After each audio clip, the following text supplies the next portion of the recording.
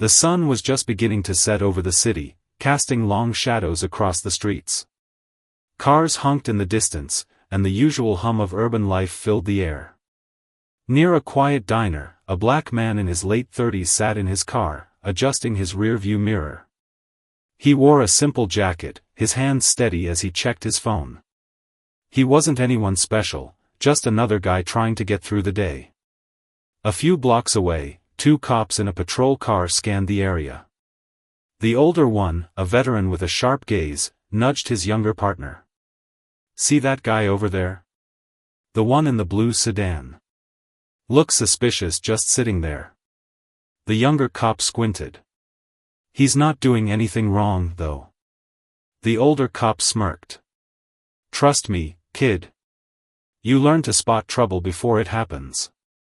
Without another word, they pulled up behind the sedan, lights flashing. The black man glanced in his mirror, his stomach tightening.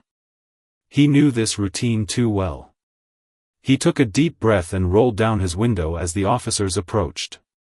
"Evening, sir," the older cop said, his tone firm. "You mind stepping out of the car?" The man hesitated. "Is there a problem, officer?" "Just routine," the cop replied, though his eyes were already scanning the interior of the car. The younger cop stood back, watching. He wasn't as sure about this stop, but he wasn't about to question his partner. The black man slowly opened the door and stepped out, keeping his hands visible. He knew how these things could go wrong fast. The older cop started patting him down while the younger one leaned into the car, checking the seats. Then, the younger cop froze. His fingers brushed against something in the glove compartment, a badge. Not just any badge. An internal affairs badge. His blood ran cold. He quickly pulled his hand back and turned to his partner, his voice low but urgent. "We gotta go. Now." The older cop frowned. "What? Why?" The younger cop didn't answer. He just nodded toward the car, his face pale. The black man watched them, his expression unreadable. He knew what they had found.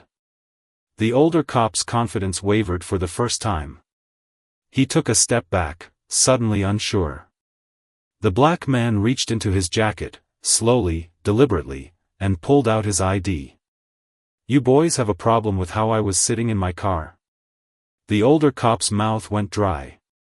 This wasn't just any black man. This was the internal affairs chief. And they had just messed with the wrong guy. The silence between the three men was thick enough to choke on. The older cop's fingers twitched near his belt, his mind racing. Internal affairs. The words echoed in his skull like a warning siren.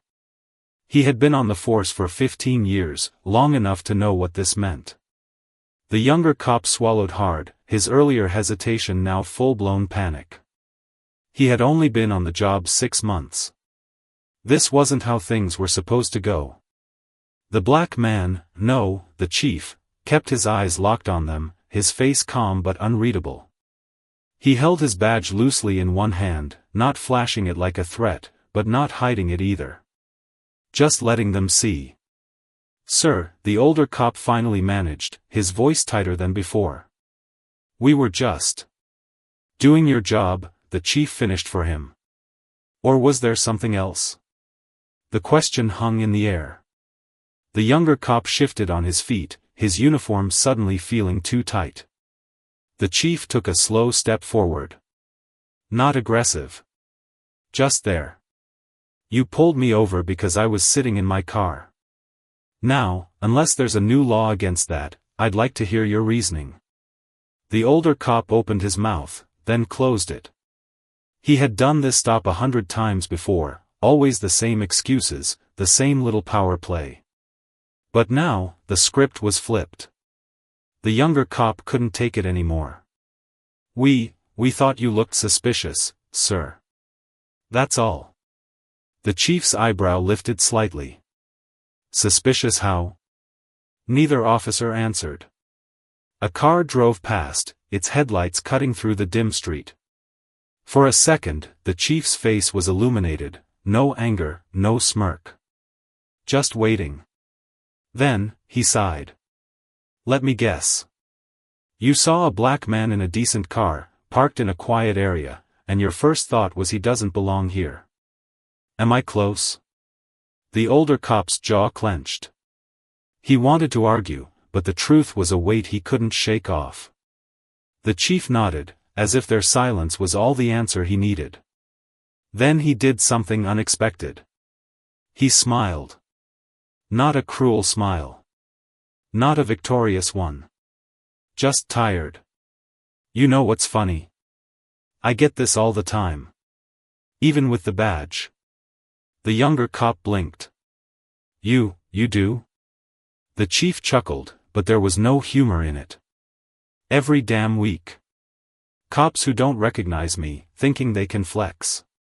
Then they see the badge, and suddenly, it's all, oh, sorry, sir, didn't realize. He shook his head. But here's the thing, what if I wasn't IA? What if I was just some guy trying to get home? The officers didn't answer. They didn't have an answer. The chief slipped his badge back into his pocket. Tell you what. I'm not gonna write you up. Not tonight. He looked at each of them, his gaze lingering just long enough to make them sweat. But we're gonna have a long talk at the precinct tomorrow. And you're gonna explain to me, and the rest of internal affairs, exactly what your protocol is for stopping suspicious people. The older cop's stomach dropped. A meeting with IA. That never ended well. The chief turned back to his car, then paused. Oh, and officers? They stiffened. Next time you think about pulling someone over for breathing while black, maybe don't.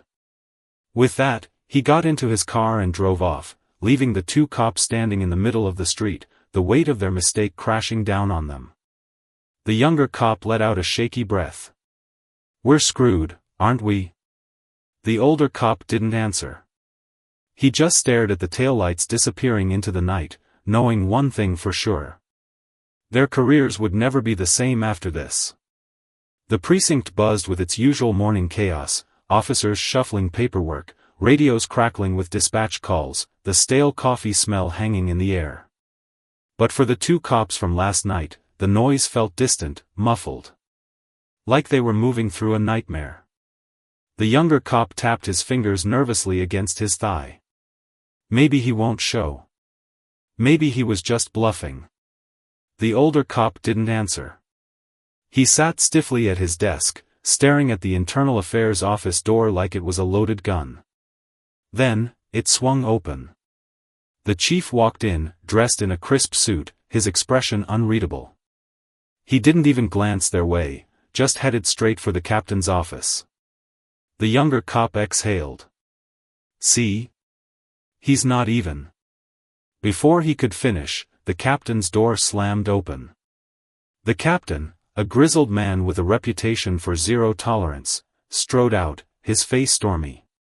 You too. My office. Now. Every head in the precinct turned. Murmurs spread like wildfire. The older cop stood slowly, his legs heavy. He'd seen this before, the walk of shame before a career ended. The younger cop looked like he might throw up. Inside the captain's office, the chief leaned against the wall, arms crossed. No smugness. No anger. Just, waiting. The captain didn't sit. He loomed over the two cops, his voice low and dangerous. Care to explain why Internal Affairs just handed me a complaint about an illegal stop last night? The younger cop opened his mouth, but the older cop cut in. Sir, it was a misunderstanding. We thought the vehicle was. Bullshit. The captain's fist hit the desk. You thought what? That the head of IA was dealing drugs out of his sedan? The younger cop flinched. The chief still hadn't spoken. The captain rubbed his temples. You realize how bad this looks? Not just for you, for all of us. The one guy you don't mess with, and you messed with him because he was sitting in his damn car? Silence. Then, the chief finally spoke. Captain, can I have a minute with them? Alone. The captain hesitated, then nodded. He shot the cops one last glare before leaving, slamming the door behind him. The room felt smaller now. The chief pushed off the wall and sat on the edge of the desk, looking at them like a disappointed teacher. Here's what's gonna happen, he said calmly. You're both getting suspended. Pending review. The younger cop's eyes widened. Suspended? But nothing, the chief said. You broke protocol. You targeted me for no reason. That's fact. He leaned forward slightly. But here's the part you should listen to very carefully. This doesn't have to end your careers. The older cop frowned. What's the catch? No catch. The chief stood. You do better. You learn. And when you come back, if you come back, you never let bias dictate your job again. He headed for the door, then paused. Or you fight this, play the victim, and I guarantee you'll regret it. He left, the door clicking shut behind him. The younger cop slumped in his chair. Suspended. My dad's gonna kill me. The older cop stared at the floor, his mind racing. This wasn't over. Not even close. Because he had one card left to play. And it was dirty. The suspension notice burned in the older cop's pocket as he sat in his truck outside the precinct. His jaw clenched so tight it ached. Suspended. Pending review. Like he was some rookie who couldn't follow orders. His phone buzzed, his union rep, don't talk to IA without me present. We'll fight this. He tossed the phone onto the passenger seat. Fighting meant paperwork, hearings, maybe even a lawsuit. A long, messy process that would drag his name through the mud. No. He wasn't going out like that. There was another way. Across town, the younger cop paced his tiny apartment, running shaky hands through his hair. His girlfriend watched from the kitchen, arms crossed. So let me get this straight, she said. You harassed a black guy for no reason, and it turned out he was your boss's boss? It wasn't like that, he muttered. Then what was it like? He didn't answer. Because deep down, he knew what it was like. He'd replayed it all night, the way his partner had zeroed in on the car, the quick assumptions, the routine of it all. His phone rang. His partner. He hesitated, then answered. Yeah. Meet me at Benny's diner. 1 hour. The older cop's voice was rough. We're not done yet. The chief sat in his home office, flipping through the officers' files. The younger one, 6 months on the job, clean record. Green but not hopeless. The older one? 15 years. A handful of complaints. Nothing proven, but patterns. His wife leaned in the doorway. You okay? He rubbed his temples. Long day. She studied him. This about those cops who stopped you? He nodded. You giving them a second chance? Trying to. He closed the file. But some people don't want one. Benny's diner was nearly empty when the younger cop arrived. His partner sat in a back booth, 2 coffees steaming between them. The older cop didn't wait for him to sit. IA's got a file on me. The younger cop froze. What? The younger cop stared at his laptop screen, the glow casting shadows across his tense face. His fingers hovered over the keyboard, one search away from crossing a line he couldn't uncross. His buddy in records had come through. A few unofficial favors, a bypassed login, and suddenly he had everything, the chief's full-service record, old case files, even his academy scores.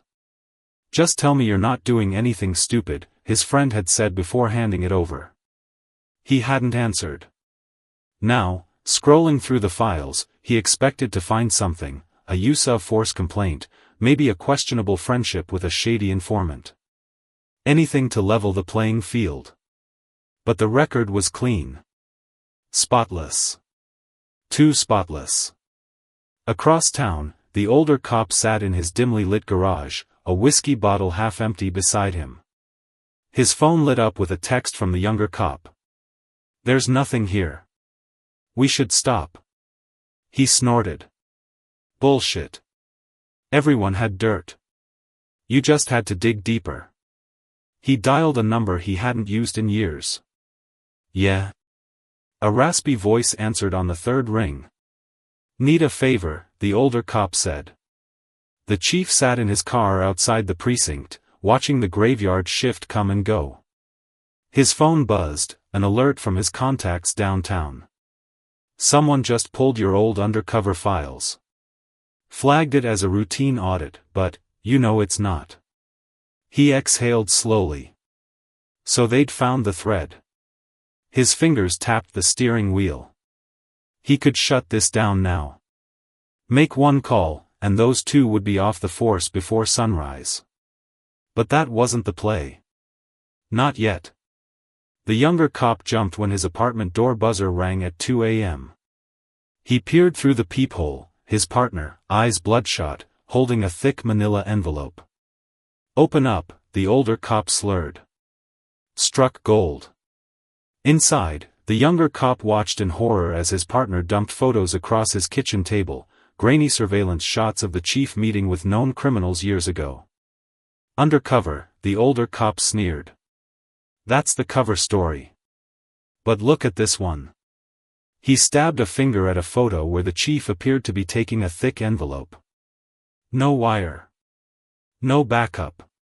Just him and a drug lord, hand to hand. The younger cop's stomach churned. "This is our ticket back." The older cop grinned.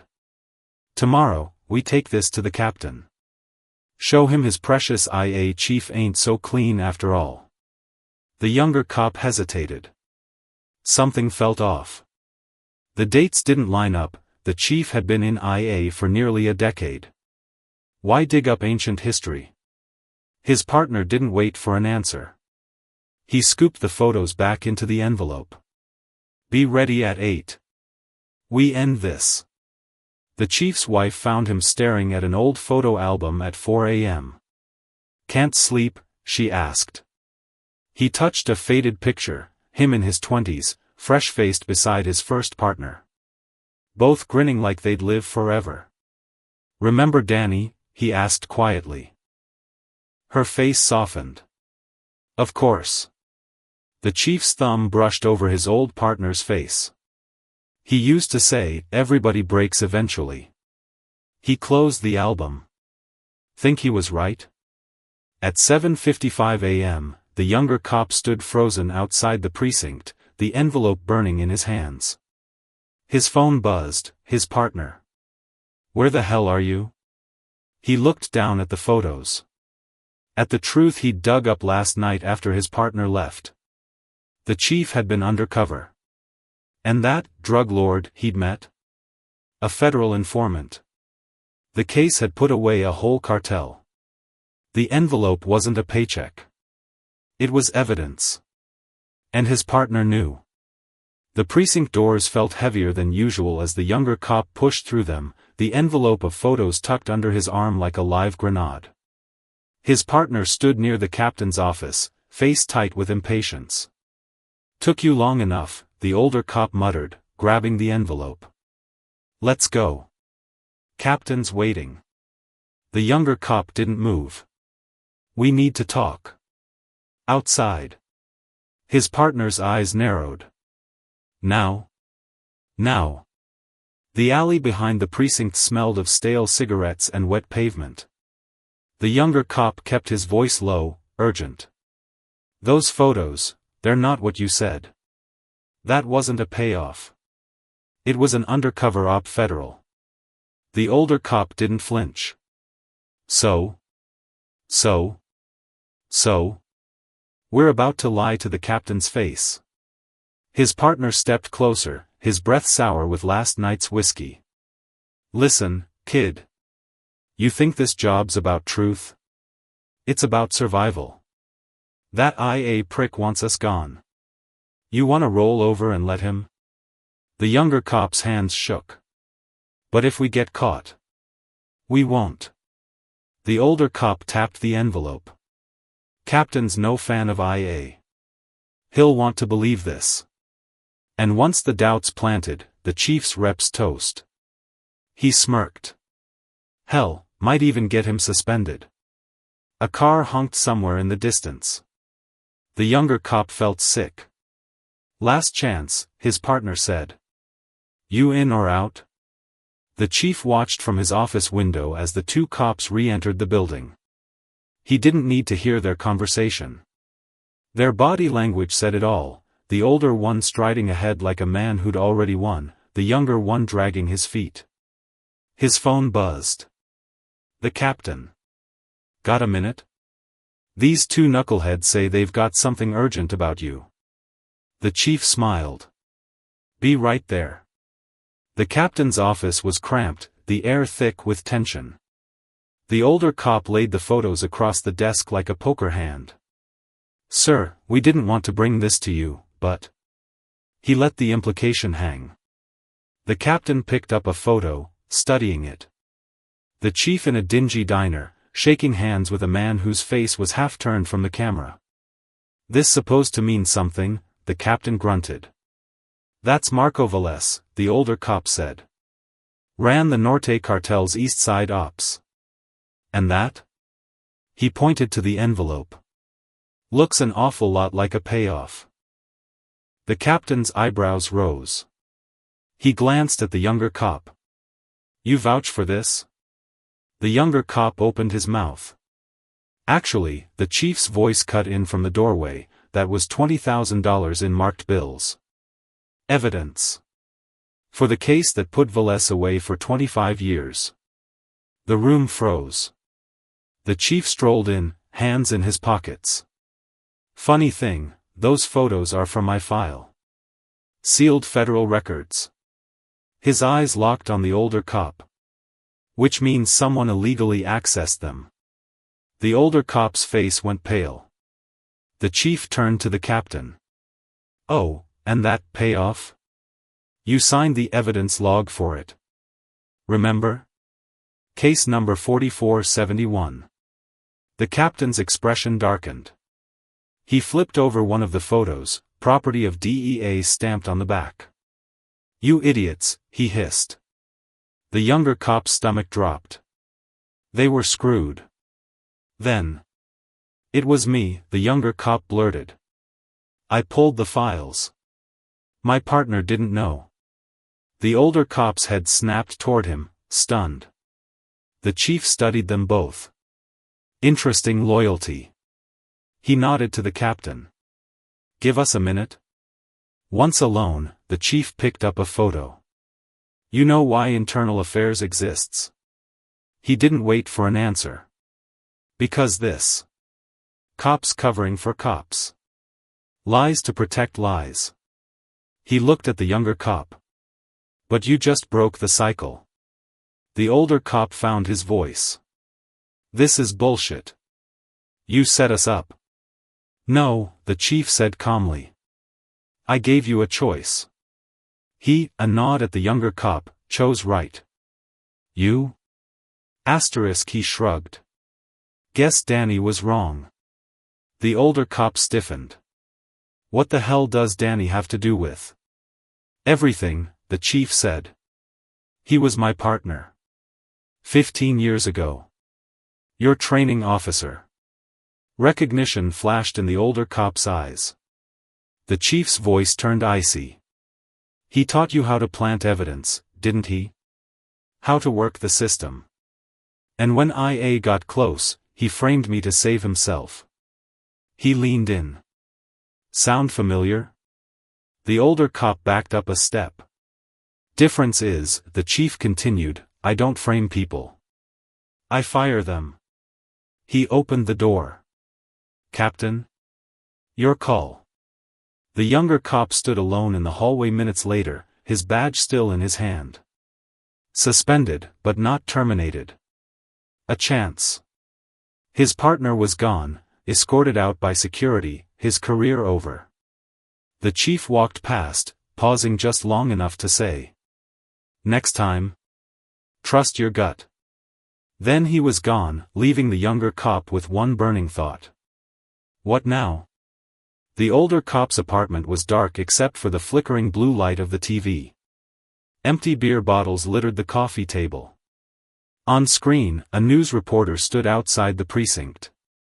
Veteran officer terminated amid allegations of evidence tampering and misconduct. He muted the TV with a snarl. His phone buzzed, another text from the union rep. "Don't talk to anyone. We'll appeal." Appeal? Bullshit. The chief had rigged the game. But he wasn't the only one who could play dirty. The courtroom buzzed with tension as the older cop sat slouched at the defense table, his orange jumpsuit a far cry from his pressed uniform. The prosecutor adjusted his tie before addressing the jury. "Ladies and gentlemen, the evidence shows this defendant planned a hostage situation to frame a decorated officer, all to avoid accountability for his own misconduct." The older cop smirked, scribbling a note for his lawyer, "Where's my deal?" His lawyer grimaced. "No deals. Not after you named Danny Reyes in open court." In the gallery's back row, the chief sat motionless. This trial wasn't just about one rogue cop anymore. It was about Danny's secrets. And his own. The younger cop, now officer IA trainee, stood in the precinct evidence room, staring at the gun that killed Danny 15 years ago. His new badge felt heavy in his pocket. "Serial numbers match," the lab tech said. "But here's the weird part, asterisk." She flipped the pistol over. "Slide's been replaced. Recently." He frowned. "Meaning?" "Meaning someone tampered with it. After it was logged into evidence." A chill ran down his spine. If the gun was altered now, what else had been buried? The chief's home phone rang at 3 a.m. "We need to talk," the younger cop said. "About the gun." Silence. Then, "Meet me at Danny's grave." The cemetery was foggy at dawn. The chief stood before a weathered headstone, Daniel Reyes. Beloved partner. The younger cop approached, holding the evidence report. "The gun's been messed with." "You knew?" The chief exhaled. "Not until yesterday." "Then who?" "The captain." The chief knelt, brushing leaves off the grave. He was Danny's first partner. Covered for him for years. The pieces clicked. "So when you shot Danny, the captain made sure the gun would never tell the truth." The chief stood. "And now he's panicking. Because your old partner just put it all in play." The younger cop's stomach dropped. "The trial." "Exactly." The chief turned. "Captain's got two choices now. Destroy the evidence. Or the witnesses," the younger cop finished. A crow cawed overhead. Somewhere in the fog, a twig snapped. The chief's hand drifted toward his holster. "Stay sharp." The courthouse erupted as the older cop took the stand against his lawyer's advice. "Yeah, I set up the chief," he sneered. "But he set up Danny. And the captain helped him." Reporters scrambled for the doors. The judge slammed her gavel. In the chaos, the captain slipped out a side exit, straight into the chief's path. "Going somewhere?" the chief asked. The captain's face twisted. "You stupid son of a... Save it." The chief nodded to two federal agents stepping forward. "They've been auditing your evidence logs. Funny what turns up." The captain lunged. "Captain, don't." The younger cop sprinted around the corner, too late. The captain's gun was already out. Bang. The chief staggered. Bang bang. The younger cop's return shots dropped the captain like a sack of bricks. Silence. Then screaming. The chief sat on the ambulance bumper, wincing as the medic stitched his grazed shoulder. News vans swarmed the scene. The younger cop handed him a coffee. Captain's dead. I know. Trial's over. Your old partner's walking. The chief sipped his coffee. Not for long. How can you be sure? The chief reached into his pocket, pulling out a faded photo, Danny, young and grinning, arm around the captain. Because this just got entered into evidence. He pointed to the gun in Danny's holster. Same serial as the murder weapon. The younger cop's eyes widened. You had it all along? Had to wait for the right moment. The chief stood, tossing the empty cup away. Truth's like a bullet, kid. Only works if you aim it right. Epilogue, 3 months later. The younger cop, no longer trainee, pinned his IA badge to his crisp new suit. The chief watched from his office doorway. Ready? He nodded. Good. The chief tossed him a case file. Because this one's yours. The younger cop opened it, and froze. Officer involved shooting. Case number 4471. Danny's file. You reopened it? The chief adjusted his tie in the glass reflection, his own badge gleaming. Everyone deserves the truth. Outside, the city hummed on, unaware that the real reckoning had only just begun.